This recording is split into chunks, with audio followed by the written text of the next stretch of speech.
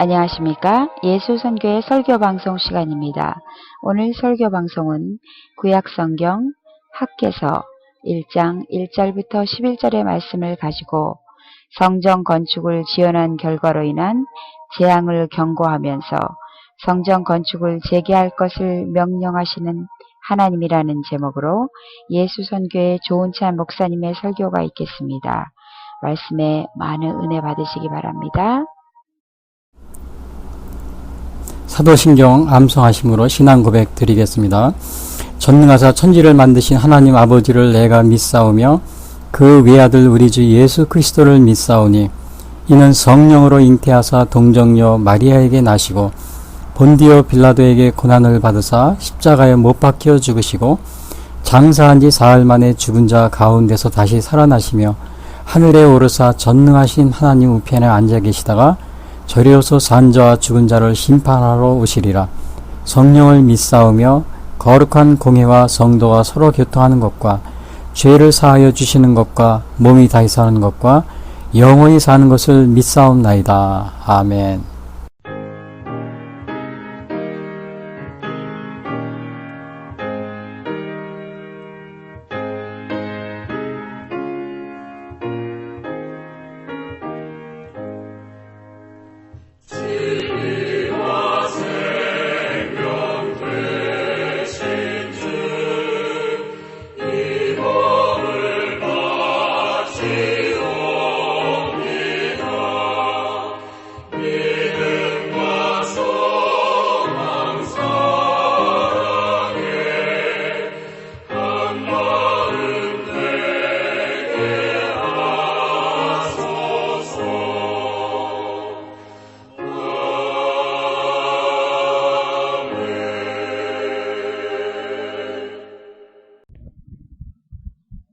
오늘 통독할 성경 말씀은 구약성경 학개서 1장 1절부터 11절 말씀입니다.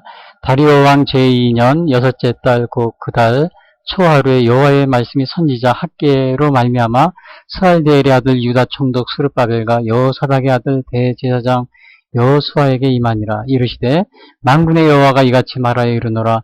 이 백성이 말하기를 여호와의 전을 건축할 시기가 이르지 아니하였다 하느니라. 여호와의 말씀이 선지자 학개에게 임하여 이르시되 이 성전이 황폐하였거늘 너희가 이때에 판벽한 집에 거주하는 것이 옳으냐?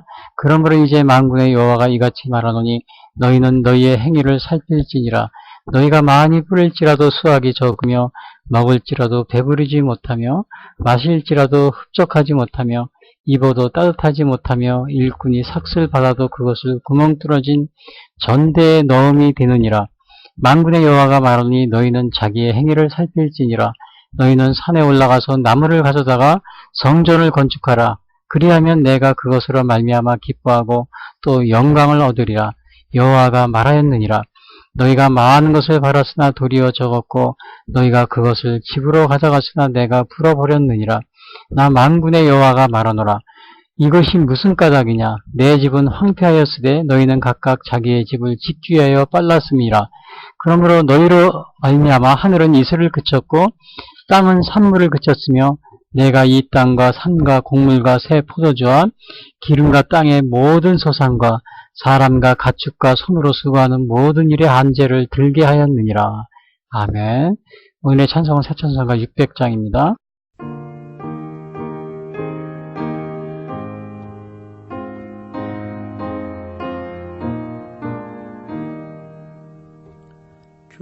교회에 참된 터는 우리 주 예수라. 그 귀한 말씀 위에 이 교회 세웠네. 주 예수 강림하사 피 흘려 샀으니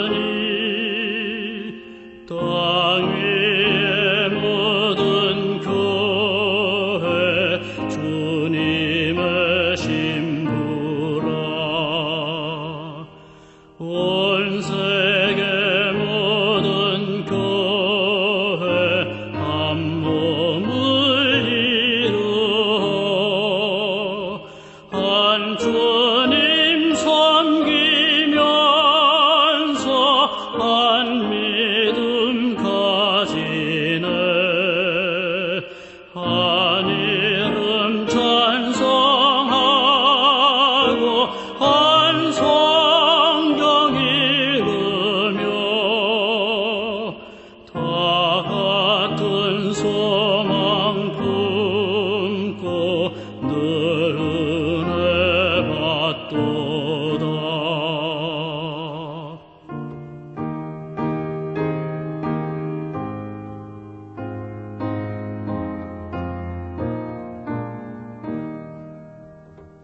땅 위의 모든 교회 주 안에 있어서 하늘의 성도들과 한 몸을 이루네. 오 주여 복을 주사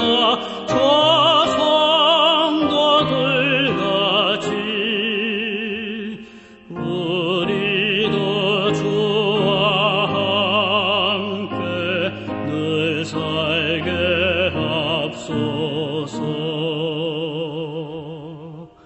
아멘.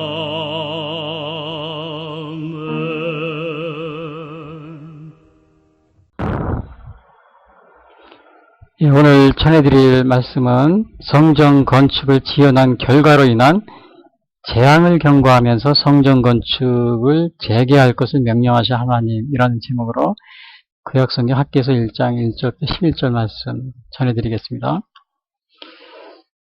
북이스라엘은 722년에 아시리아에게 멸망합니다. 기원전이요.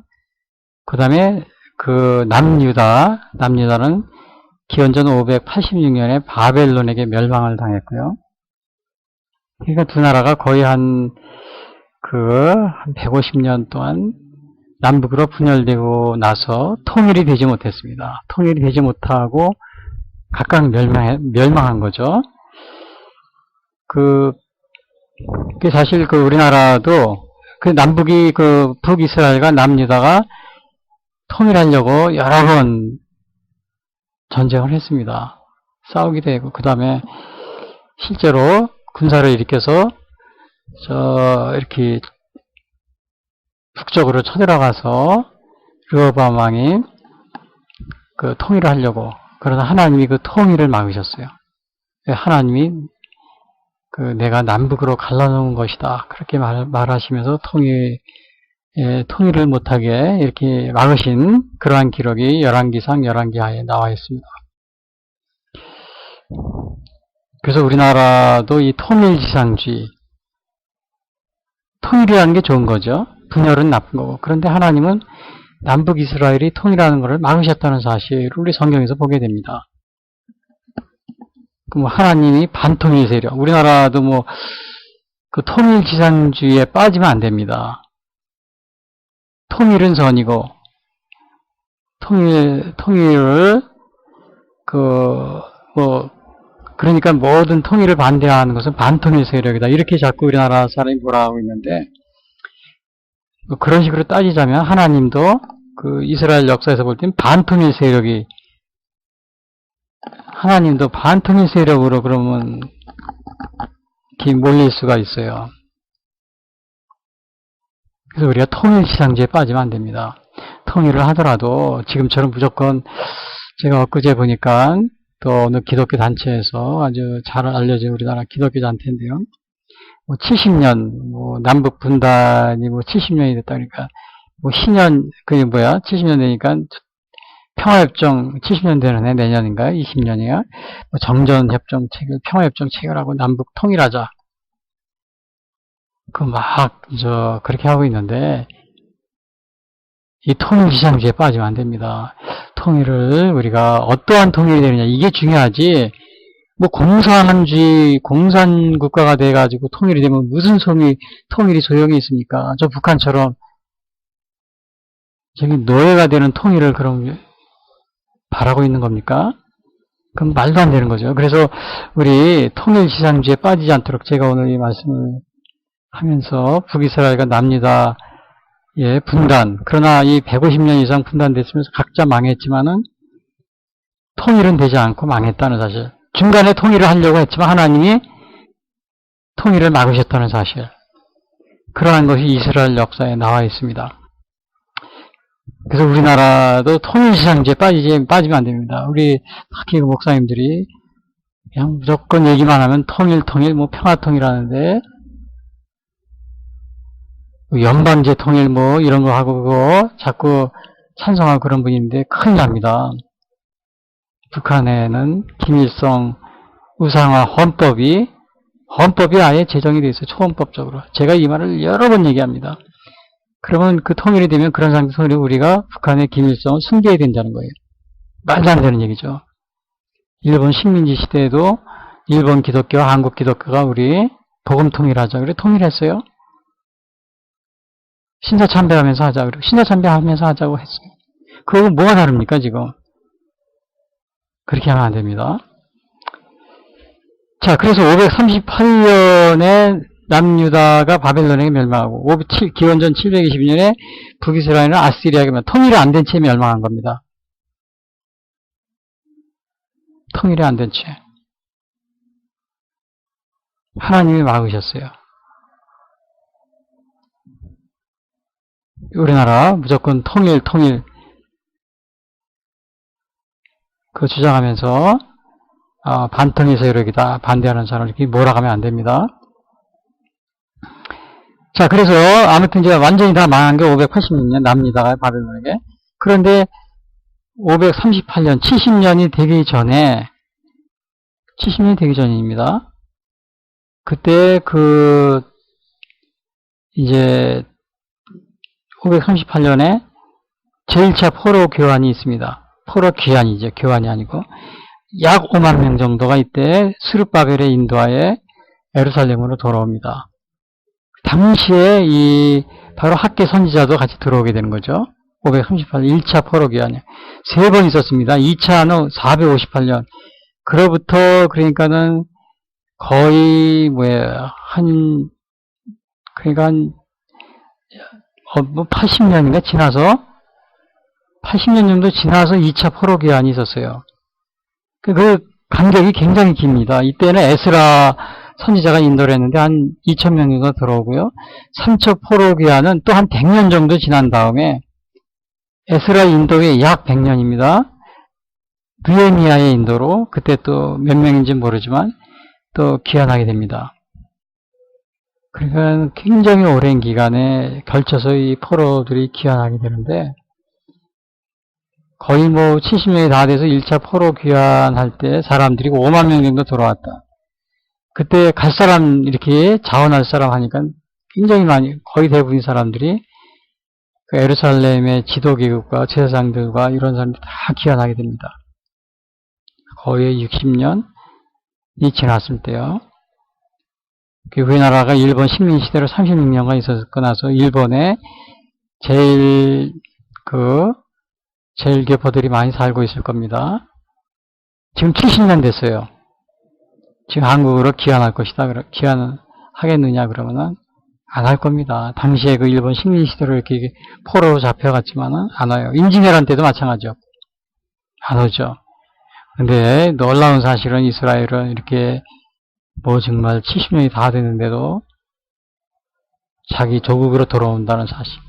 100년 후에도 돌아왔어요. 그 후에 1차 포로 귀환 후에도. 그 유대인이 대단한 민족이라는 거예요. 미국에서 살고 있거나 아니면 일본에서 거의 70년 살고 있는 사람, 그런 교포들 한국에 와서 살라 그러면 오겠어요? 절대 안 오죠? 우리가 그거를 비교할 수가 있어요. 그래서 이제 오늘, 근데 이제 성전 재건에 관한 것을 이 학계 선지자가 말하고 있는데 이 성전 재건은 1차 포로 귀환 후 처음에 시작이 됩니다. 이때 스룹바벨의 인도하에 처음에 시작이 되는데, 그런데 이제 이게 나라가 멸망한 지, 그러니까 70년이 못 됐을 때, 한 54년인가 이렇게 됐을 때, 포로 귀환한 다음에 성전을 재건하게 되는 거죠. 근데 이 성전을 재건하는데, 처음에 굉장히 열심히 했어요. 그런데 이게, 그 당시에 그 사마리아인들, 그 포로 잡혀가지 않았던 그 사마리아인들, 또 그 주위의 사람들이 반대를 해가지고 공사를 중지했습니다. 중지했는데 이 16년 동안을 못하게 된 거죠. 또 어느 다른 역사 액자는 18년이다 이렇게 얘기하는 분들 있어요. 대개 한 16년입니다. 그러니까 중지하고서 16년 동안 있었는데, 그런데 이제 오늘 16년 후에 학계 선지자가 일어나서 다시 성전을 건축하자, 이거를 촉구하는 그런 것을 얘기하고 있습니다. 그것이 바로 이 학계 선지자의 그 내용입니다. 오늘 학계 1장, 2장 딱 2장으로 되어 있어요. 다시 성전을 건축하자. 그러면서 그 학계 선지자가 성전을 건축을 촉구하고, 또 그렇게 된 지 단 4년 만에 성전을 완공하는 그런 아주 놀라운 일을 이 학계 선지자가 시작을 하게 됩니다. 근데 여기서 우리가 이 학계 선지자에 대해서 좀 간단한 양력을 보면은, 학계 선지자는 이 스룹바벨 인도하의 1차 포로 귀환입니다. 1차 포로 귀환 538년에 귀환한 거예요. 그때 귀환해가지고, 그리고 이제 성전 건축이 중단되고 나서 성전 건축을 다시 시작하자 촉구하는 거를 했는데, 그 520년, BC 520년에 6월부터 9월까지 단 4개월 동안만 사역을 합니다. 학계 선지자가. 물론 그전에도 뭐 다른 사역을 할 수 했는지 그건 잘 모르겠지만, 여기 학계서에 나와 있는 거 보면은 4개월간입니다. 1장 1절에 이런 말이 있어요. 다리오 왕 제2년 여섯째 달 곧 그 달 초하루에, 이게 여섯째 달에는 6월이에요. 6월 1일입니다. 여호와의 말씀이 선지자 학계로 말미암아 6월이고요. 근데 끝나는 부분에 학계 2장 10절에 무슨 얘기가 나오냐면, 다리오 왕 제2년 아홉째 달, 제2년이에요. 아홉째 달이면 뭐예요? 9월이잖아요. 그러면 6, 7, 8, 9, 딱 4개월만 예언 활동을 한 겁니다. 4개월. 그러니까 다른 선지자들, 예를 들면 에레미야, 이사야, 에레미야 같은 거의 60년, 이사야도 평생을 하고, 에스겔 선지자도 그렇고 다 이렇게 했는데, 물론 이제 다른 선지자들도 굉장히 길게 했어요. 다요. 20년, 30년. 근데 학계 선지자는 단지 4개월만 했다. 단지 4개월. 그래서 제가 어떤 때는, 사실은 제가 어느 목사님들이 목회하다가 중간에 이렇게 그만두는 분이 많이 제가 봤습니다. 이제 그러할 때는 제가, 왜 저분은 하다가 중간에 포기를 했나, 어려움이 있어서 좀 포기한 건 아닌가, 그렇게 솔직한 얘기로 제가 좀 좋지 않게 이렇게 생각한 적도 많이 있었어요. 그랬는데 오늘 이 학계 선지자를 볼 때는, 학계 선지자는 하나님이 이 선지자로서의 사명을 다른 거는 어떤지 모르겠어요. 다른데 다른 그 역사적 기록이 있을지 몰라도 오늘 이 학계서를 통해서 보면 딱 4개월입니다. 4개월만 사역을 하고 그렇게 나와 있어요. 그래서 제가 우리가 그 사역자로 부름을 받아도 이렇게 어떤 분은 평생을 하는 분이 있는가 하면 또 그렇지 않은 분도 있구나. 제가 그런 생각을 갖게 되었습니다. 그래서 좀 제가 생각을 좀 그렇게 비판적인 그러한 생각을 좀 버리게 된 계기가 되기도 하였습니다. 자, 아무튼 이 학계 선지자는 이렇게 수립밥을 인도하여 1차 포로 기한 때 왔는데, 기원전 520년에 6월부터 9월까지 딱 4개월 동안 이 성전을 건축할 것을, 중지한 성전 건축할 것을 다시 촉구하는 그러한 사역을 했다는 거예요. 4개월 동안요. 그런데 학계 선지자가 이것을 촉구한 지 4년 만에 수르바벨 성전이 완공이 됩니다. 그러니까 이스라엘한테는 성전이 4개가 있었는데요. 처음에 솔로몬 성전이 있었죠. 근데 이것이 파괴가 됩니다. 유다가 망하면서요. 그리고 그 다음에는 에스겔 성전이라는 게 있는데, 사실은 이게 에스겔 성전은 환상 중에 에스겔이 본 것이고 실제로 존재하지 않는 그런 성전이라고 합니다. 근데 제가 이 에스겔 성전의 모형도, 에스겔에 나와 있는 그거를 그려놓은 모형도를 봤는데, 제가 미국에 있을 때 보면은 에스겔 성전하고 비슷하게 지어놓은 성전을 제가 본 적이 있어요. 그래서 제가 정말 비슷하게 지어놓은 성전이 있더라고요. 실제로 존재하지 않는 성전이죠. 그리고 이제 그 다음에 세 번째 성전이 스룹바벨 성전입니다. 오늘 여기 그 학개 선지자가 그 중지한 그 성전을 다시 짓자 그래가지고 해서 지은 성전, 이것이 바로 스룹바벨 성전이에요. 그리고 이것도 또 이제 또 성전이 파괴됐는데 나중에 다시 또 이 성전이 완공되는 것이 언제 나오냐? 헤롯 성전입니다. 이 헤롯 시대의 성전이 이것이 완공이 되는데, 이 헤롯 성전은 그 헤롯이 이게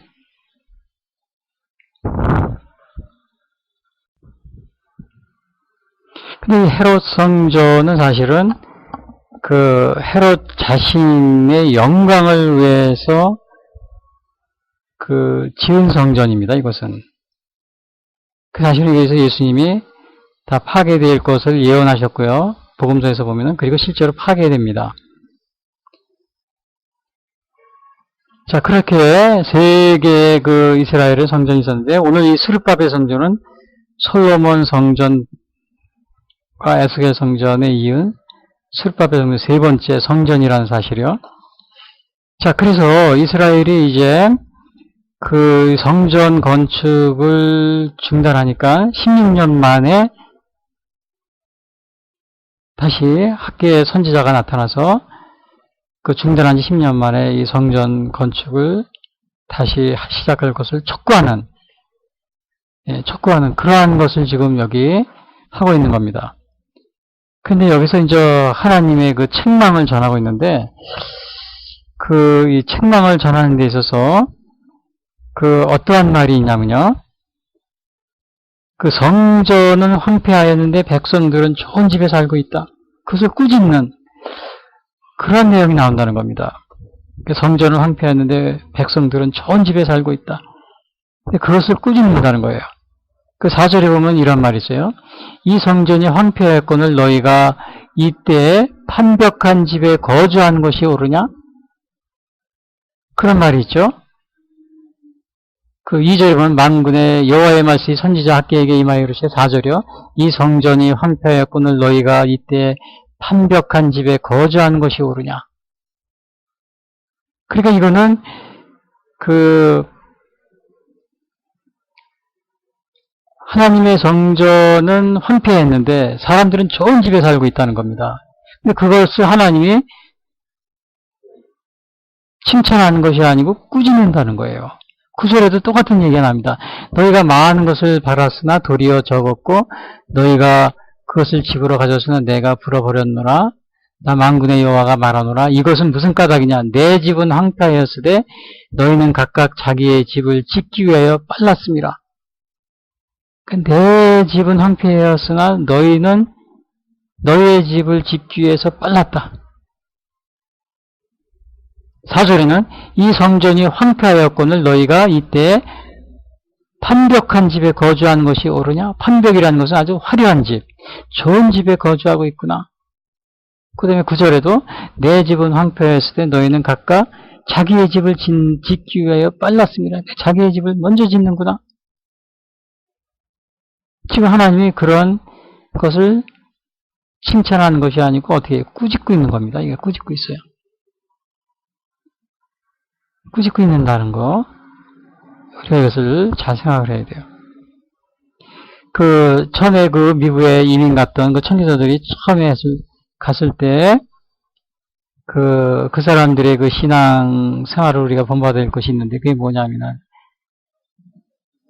그것에 가서 정말 살기 어렵고 힘들었을 때 물론 이제 하나님께 감사하는 그런 예배도 드리고 추수를 이렇게 추수한 후에요. 그런 것도 있지만은 교회당을 먼저 예배 드릴 수 있는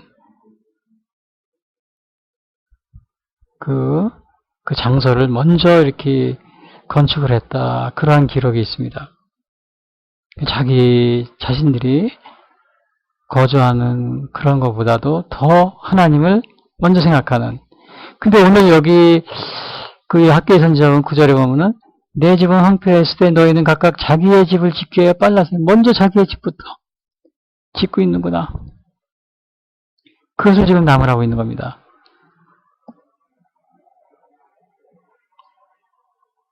그래서 오늘 여기 이러한 사실은 솔직한 얘기로 또 우리가 생각을 해보면은 다윗 왕 같은 경우는 하나님 성전을 지으려고 그랬어요. 근데 하나님이 그거를 좋아하지 않으셨어요. 그래서 그 아들 솔로몬에게 짓게 하는 그러한 적이 있었죠. 그런데 이 다윗 왕 같은 경우에는 그 성전을 지을 때가 아니었던 겁니다. 다윗 왕이. 그런데 오늘 여기 학개 선지자가 이 성전 지을 촉구하는 이것은 바로 이스라엘 백성들이 그 성전을 지어야 할 그런 때였다는 거죠. 근데 그거를 짓지 않고 있으니까 하나님이 내 성전은 황폐한데 너희들은 화려한 집에 거주하고 있구나. 그리고 하나님이 책망을 하고 있는 겁니다.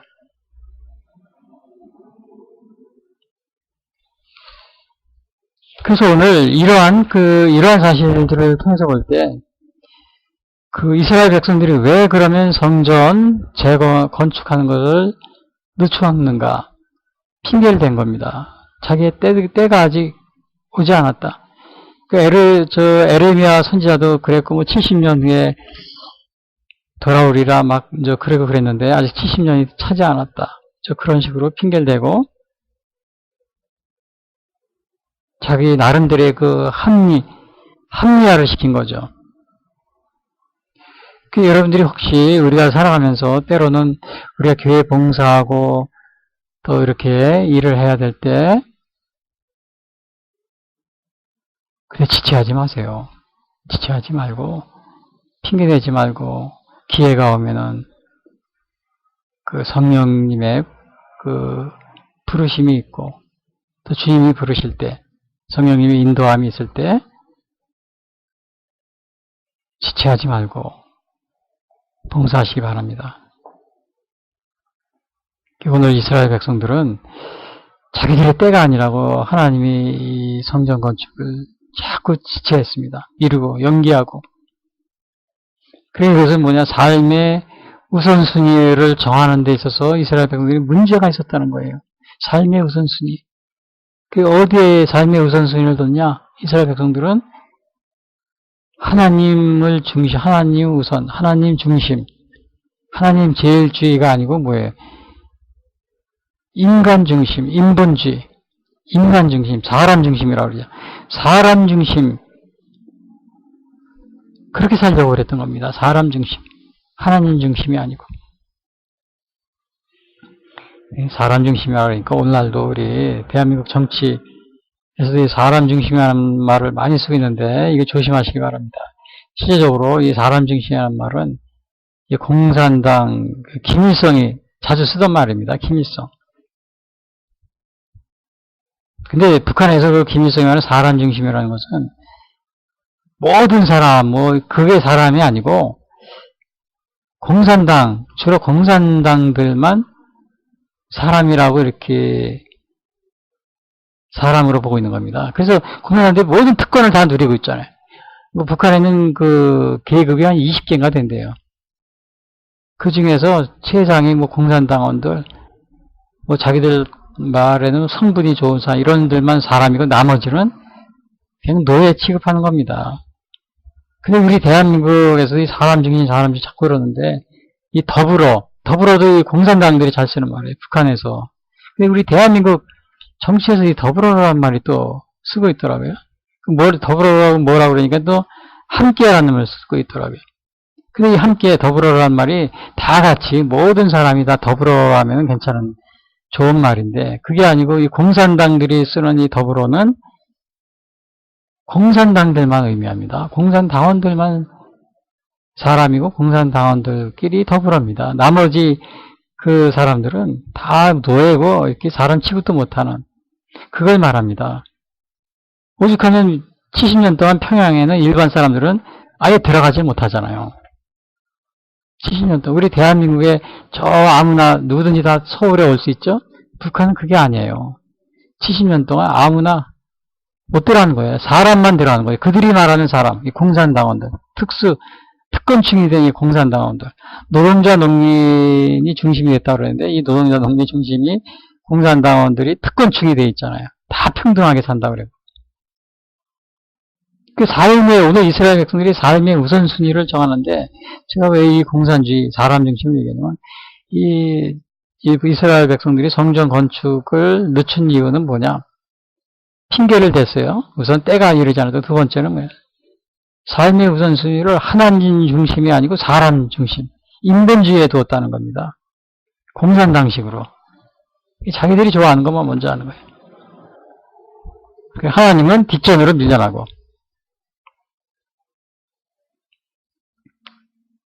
그러니까 이렇게 성전을 지어나니까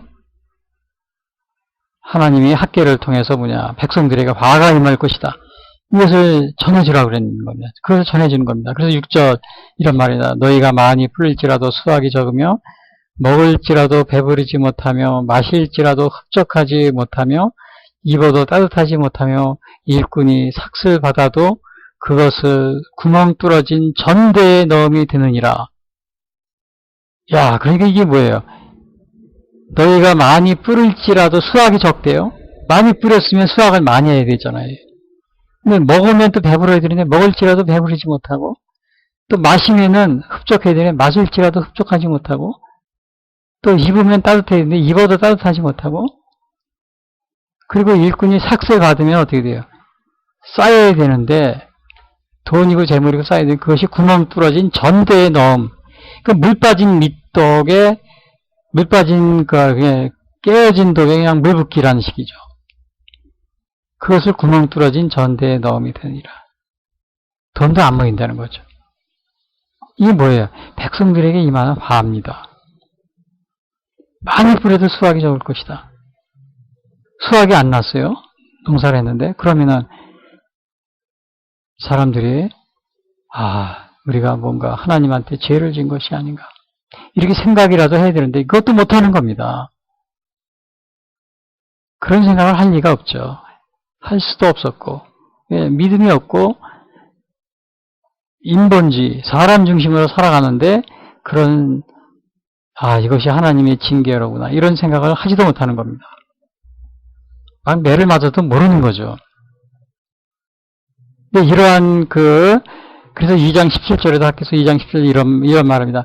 만군의 여호와가 말하노라 내가 손으로 지은 모든 일의 곡식을 마르게 하는 재앙과 깐부기 재앙과 우박으로 쳤으나 너희가 내게로 돌이키지 아니하였느니라.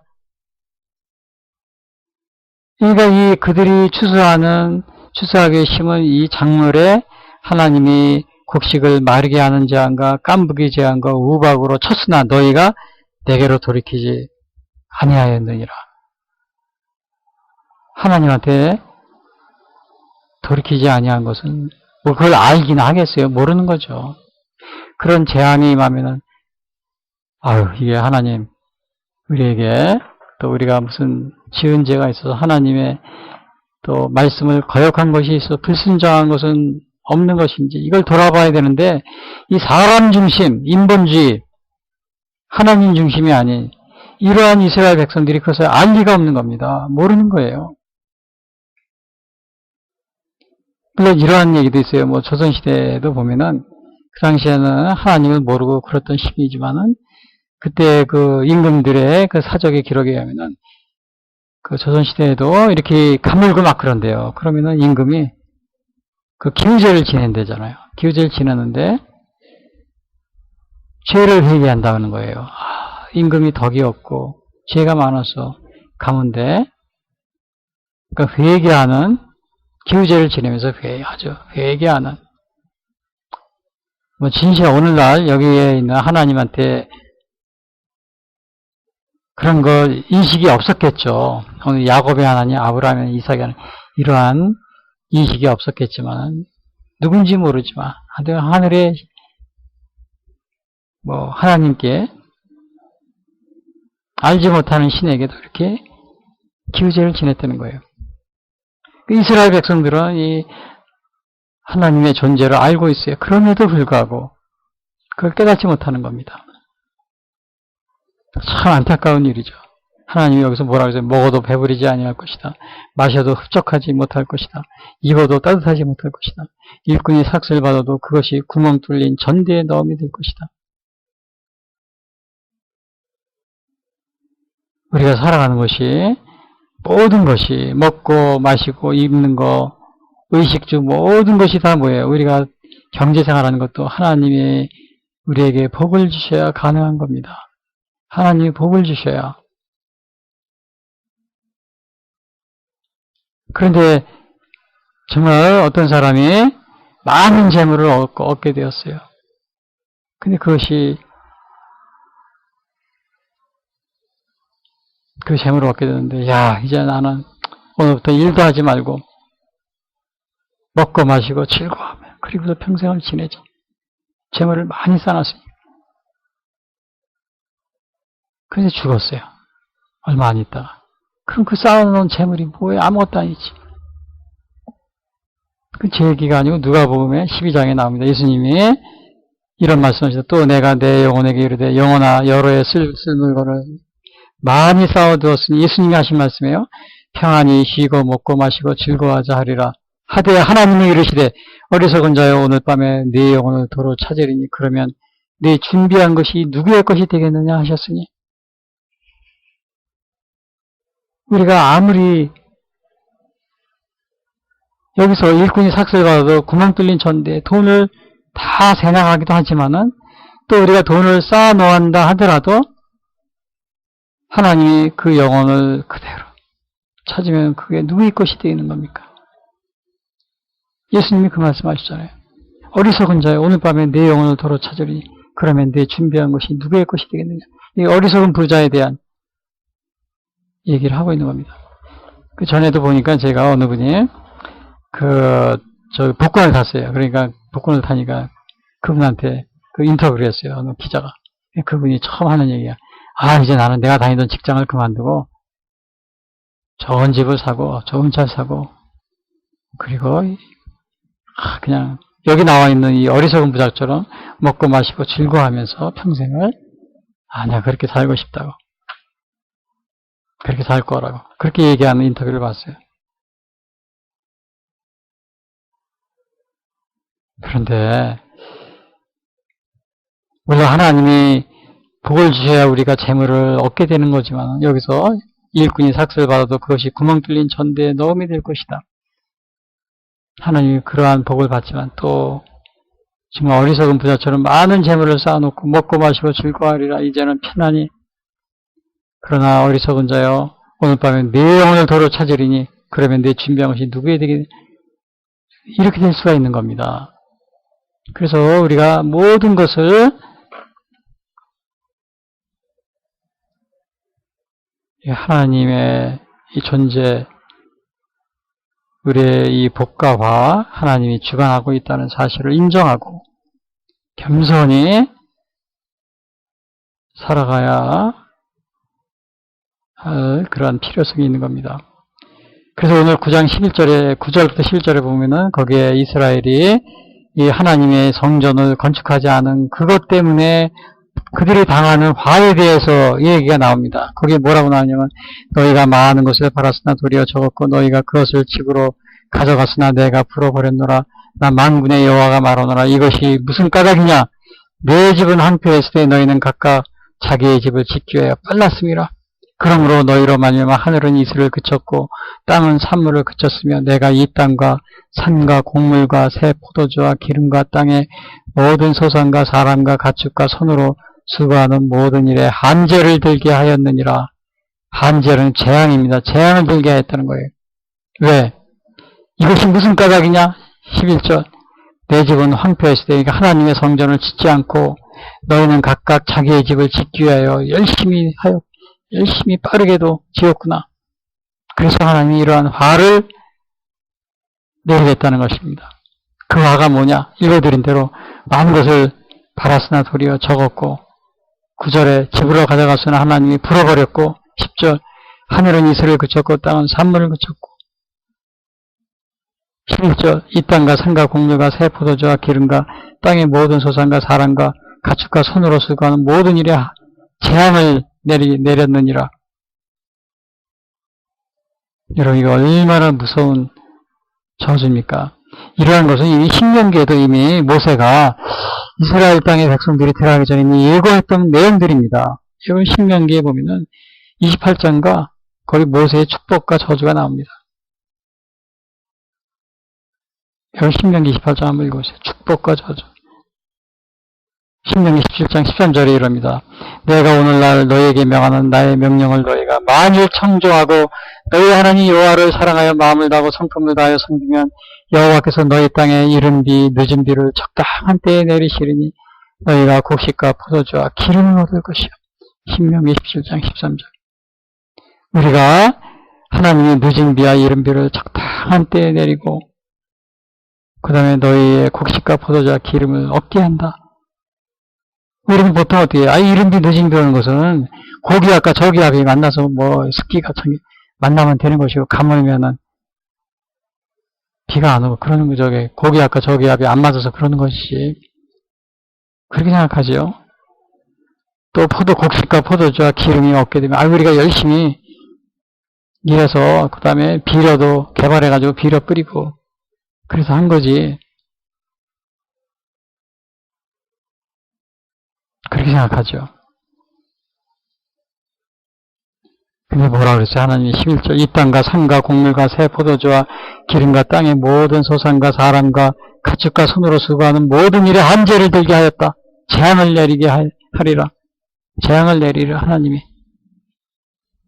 왜? 이것이 무슨 까닭이냐? 내 집은 황폐하였으나 너희는 너희의 집을 짓기 위하여 너무도 열심히 화려한 집을 짓고 먼저 내 집보다 화려한 집을 짓고 살고 있구나. 그럼 우리가 어떻게 해야 되는 겁니까? 하나님이 그럽니다. 8절 산에 올라가서 나무를 가져다가 성전을 건축하라. 명령함 이 학계를 통해서 얘기합니다. 8절 너희는 산에 올라가서 나무를 가져다 성전을 건축하라. 그러면 결과가 어떻게 되느냐? 그리하면 그것을 하나님이 기뻐하고 영광을 얻으리라. 8절에 그럽니다. 근데 사실 이 솔로몬 성전보다 이 새로 지은 스룹바벨 성전은 그보다 못합니다. 그러나 하나님은 비록 성전이 솔로몬 성전같이 화려하지 못했지만 그 마음을 순종하는 마음을 본 겁니다. 마음을 보시는 겁니다. 순종하는 마음. 실제적으로 그 성전은 학계 선지자가 이러한 얘기를 하니까 이스라엘 백성들이 다 학계 선지자의 말을 듣고 순종을 했어요. 그래서 4년 만에 성전을 완공합니다. 그것이 기원전 516년입니다. 그러니까 포로 생활이 586년, 마이너스 516년에 70년이 되죠. 성전이 완공돼서. 그 바벨론 포로 70년이 후에 돌아오리라. 그 예언이, 에레미야 예언이 그대로 성취가 됩니다. 물론 이거 계산하는 것은 약간 시간 다르게 하는 분도 있습니다. 그러나 바벨 이주다가 멸망한 586년, 스룹바벨 성전이 완공된 포로로 귀환한 후에 완공된 516년, 딱 70년 이렇게 계산하는 그런 학자도 많이 있습니다. 오늘 우리가 이 말씀을 통해서 볼 때는 하나님이 오늘 우리에게 먼저 원하시는 일이 무엇인지, 먼저 원하는 일이 무엇인지 그걸 우리가 잘 생각하고 또 그것을 미루지 말고, 이스라엘은 미뤘어요. 처음에 시작을 했다가 16년 동안 중지하고 안 했어요. 막 방해하고 막 그러니까 중지하고 16년 동안을 안 하다가, 그래서 우리가 하나님이 우리에게 원하는 건 무엇인지 잘 생각해서, 왜냐? 그 마태복음 6장 33절도 그러죠. 그런즉 너희는 먼저 그의 나라와 그의 의를 구하라. 그리하면 이 모든 것을 너희에게 더하시리라. 그의 나라와 그의 의, 이스라엘 백성들이 그의 나라와 그의 의를 먼저 구하지 않은 거예요. 사람 중심, 인본주의로 생각을 했던 겁니다. 이 공산당처럼.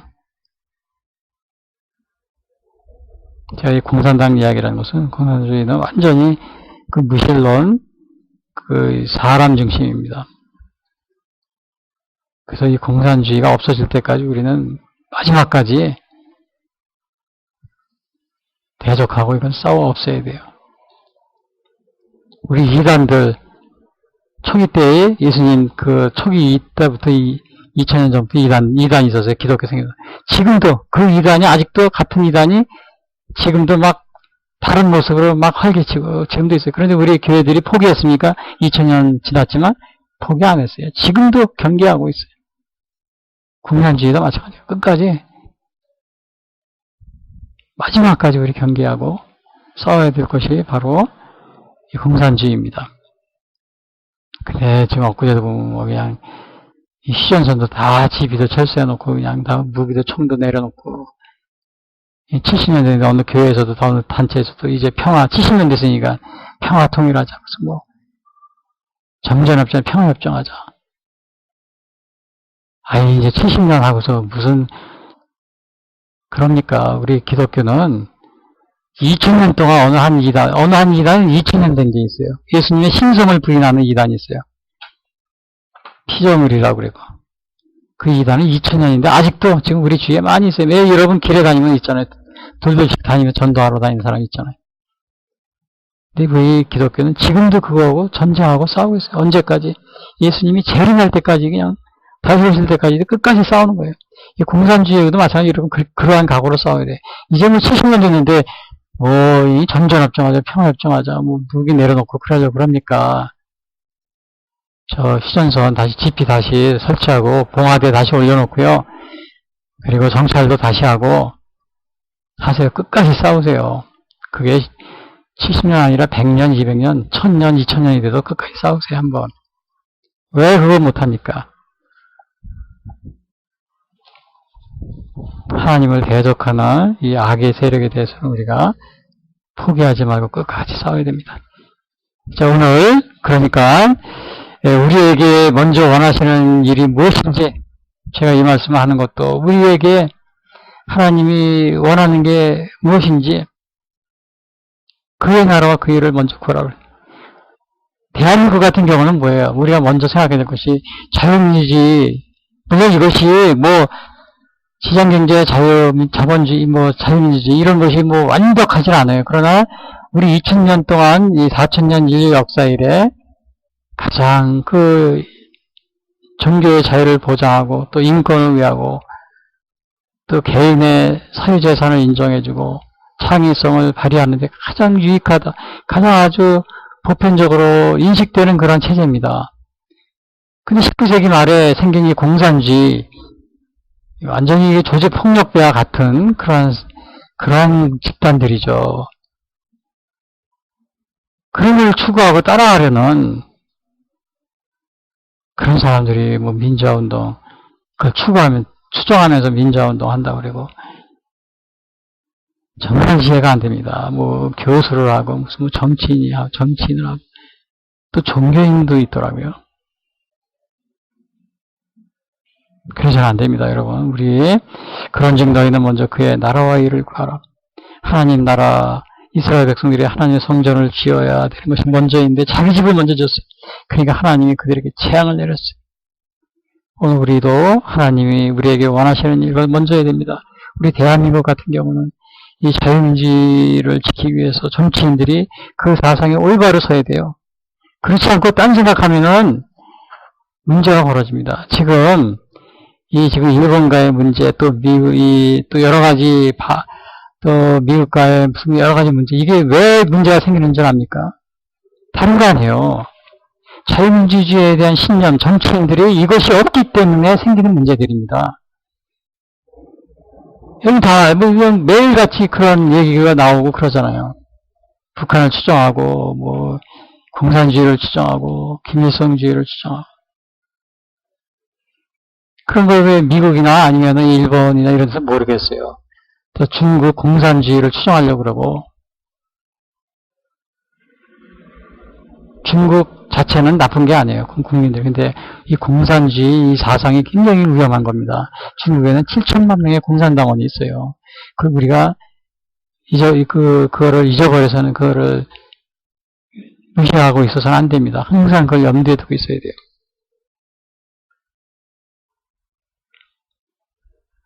그래서 오늘 하나님이 우리에게 먼저 원하시는 일을 먼저 하자. 이스라엘 백성들이 그렇지 않기 때문에 그런 화를 당했다. 주의를 안 지키고 우리는 놀러 가지는 않았는가? 또 하나님이 우리에게 주신 사명을 망각하고 있지 않은가? 경제인들하면 돈을 잘 벌어서 하나님이 기뻐하시는 일에 써야 되는데 그렇지 않은 일은 없었는가? 하나님의 영광을 위해서 뭔가 한 것은 없는가? 그냥 자기의 유익만, 그냥 자기 돈만, 그냥 자기 그냥 배만 불리려고. 그리고 공산주의 혁명이 그래서 일어난 겁니다. 공산주의 혁명은 이 자체가 무신론, 신은 없다. 이렇게 해서 출발해서 정말 나쁘고 나쁜 이론이지만 그것이 일어나는데 빙의가 된 거예요. 경제인들이 돈을 벌어서 잘 쓰고 자기들만 배만 불리니까. 그러니까 그 돈을 벌으면 하나님의 쓴 것은 또 이웃을 위해 쓰고 좋은 일에 써야 되는데 하나님을 기뻐하시는 일에 내가 쓰고 있는 것인가? 이런 걸 생각해 봐야 되고 정치인들은 하나님의 뜻을 먼저 구하지 않고 내가 개인적인 욕심, 욕망 이걸 이루기 위해서 정치를 하고 있는 것은 아닌가? 그럴 때는 어려움이 닥칩니다. 어려움이 닥쳐요. 개인도 마찬가지, 국가도 마찬가지고. 그래서 우리 이제 이 대내적으로 이렇게 많은 어려움들, 개인들과 또 교회 생활하시는 우리 신앙인들, 또 경제인들, 정치인들 잘 자신을 돌아보시기 바랍니다. 여기 이스라엘 백성들이 하나님이 뭐라고 그러셨어요? 이것이 무슨 까닭이냐? 너희가 많은 것을 바랐으나 도리어 적었고 너희가 그것을 집으로 가져갔으나 내가 불어버렸노라. 나영 만군의 여호와가 말하노 이것이 무슨 까닭이냐? 내 집은 황폐하였으되 내 성전은 너희들이 짓지 않고 너희는 각각 자기의 집을 짓기에 말랐고 내 성전을 짓는 일에 너희 등한시하였기 때문이다. 하나님의 나라와 의를 먼저 그의 나라와 그의 의를 너희가 먼저 구하지 않았구나. 오늘 우리 신앙인들 또 경제인들 정치인들 우리 대한민국의 정치인들 지금 이 많은 여러 가지 어려운 문제들 우리가 먼저 하나님의 나라와 의를 올바르게 구하면은 이 문제 개인의 문제 또 경제적인 문제, 정책 이런 게 다 해결되게 돼 있어요. 정치인들은 이 자유민주주의 그리고 이걸 지키기 위한 또 우리가 지금 한미일 삼각동맹을 하고 있잖아요. 이것을 성실히 그러한 것에 확고한 신념을 가지고 있으면 어떠한 문제나 어려움도 다 이렇게 헤쳐 나갈 수가 있어요. 근데 이것이 흔들리면 다 망가집니다. 다 망가져요. 제가 어제 오늘도 뉴스를 들으면서 정말 너무 안타까운 그런 상황이 많이 있는데 특별히 제가 정치 이렇게 얘기를 하고 그런 배우인데 그것이 제가 뭐 여당이냐 야당이냐 뭐 야당 편 들어서 사람 중심 뭐 이런 얘기하고 그러는데 그 여당에서 그런 얘기 많이 하는데 여당을 야당 편인가? 뭐 더불어도 그 여당이 쓰고 있는 얘기 아니에요? 그래서 뭐 야당 편 아니냐? 저는 야당도 아니고 여당도 아닙니다. 정치하고는 좀 관련이 없어요. 다 같이 하나님을 먼저 구하는 하나님 중심의 삶을 사시는 여러분이 되길 바라겠습니다. 다 같이 기도하겠습니다. 지금까지 예수선교회 설교방송을 시청해주신 분들께 감사를 드립니다. 이 방송을 들으시고 신앙에 대한 문의나 상담을 원하시는 분들은 02-894-7898로 문의해 주시기 바랍니다. 요한복음 3장 16절은 하나님이 세상을 이처럼 사랑하사 독생자를 주셨으니 이는 저를 믿는 자마다 멸망치 않고 영생을 얻게 하려 하심이니라 라고 말하고 있습니다. 또한 성경은 예수 그리스도를 영접하는 모든 사람들에게 영원한 생명을 약속하고 있습니다. 요한일서 5장 11절에서 13절은 또 증거는 이것이니 하나님이 우리에게 영생을 주신 것과 이 생명이 그의 아들 안에 있는 그것이니라. 아들이 있는 자에게는 생명이 있고 하나님의 아들이 없는 자에게는 생명이 없느니라. 내가 하나님의 아들의 이름을 믿는 너희에게 이것을 쓰는 것은 너희로 하여금 너희에게 영생이 있음을 알게 하려 함이라 라고 말하고 있습니다. 아직 예수님을 영접하지 못하신 분들은 이 시간 주님을 영접하시기를 바랍니다. 오늘 방송을 들으시고 신앙에 대한 문의나 상담을 원하시는 분들은 02-894-7898 예수선교회로 문의해 주시기 바랍니다. 다음 방송 시간까지 안녕히 계십시오.